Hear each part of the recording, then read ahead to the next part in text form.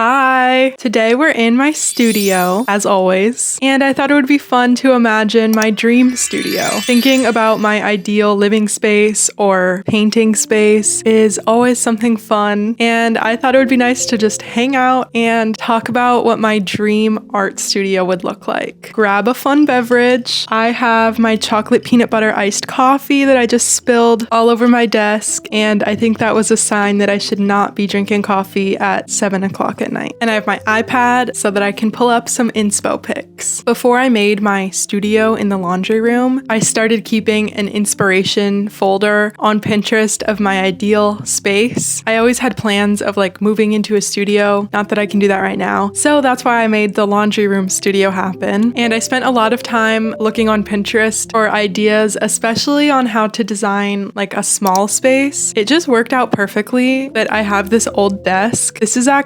This was my parents' dining room table when they first got married. So it's like 20 years old. They got it from the scratch and dent section at IKEA. And there's like these two little walls that come out a little bit, and this desk fits perfectly in between them. I just love how wide it is too. It's like the perfect studio desk. And then these cabinets were already there because this was like, there was a counter here before because it was the laundry room. I don't know, that was just to put laundry stuff in, but it actually works out great for art storage. So there wasn't really too much that I had to do to this space, but it's always fun to look at inspiration. Actually, before we look at stuff, let's first imagine like where I'd want my ideal space, because I always imagine there's like different types of studios. There's like the classic warehouse converted into artist space with like those big windows that are like squares, high ceilings, white walls. So that's option one. Option two is like the rural studio. So like in a barn converted to studio space. This is maybe my preference. Imagine having a cute little farmhouse and then a barn in the back that's your studio. I love the idea of it, but I feel like I would actually get kind of freaked out in there by myself. Like, what would I do if I saw a spider? But I just think it would be so pretty and peaceful. You could like have the windows open or the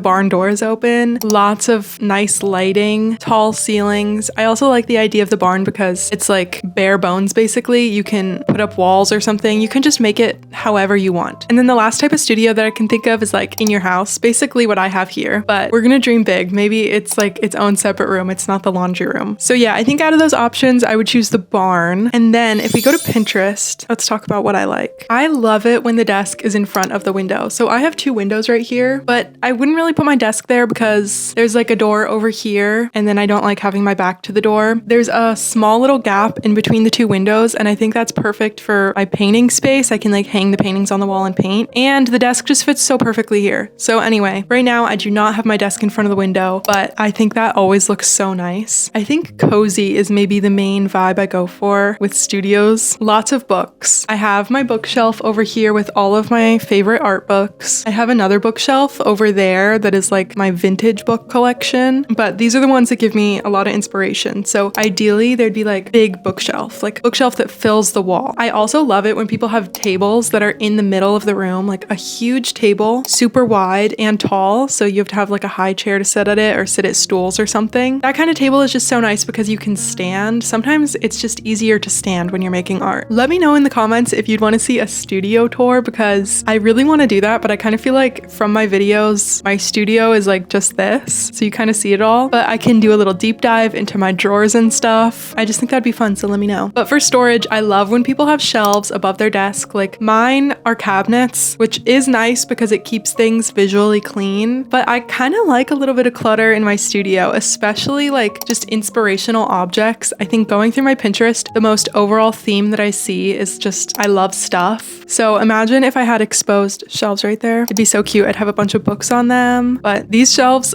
let me give you a little peek. This is not cute.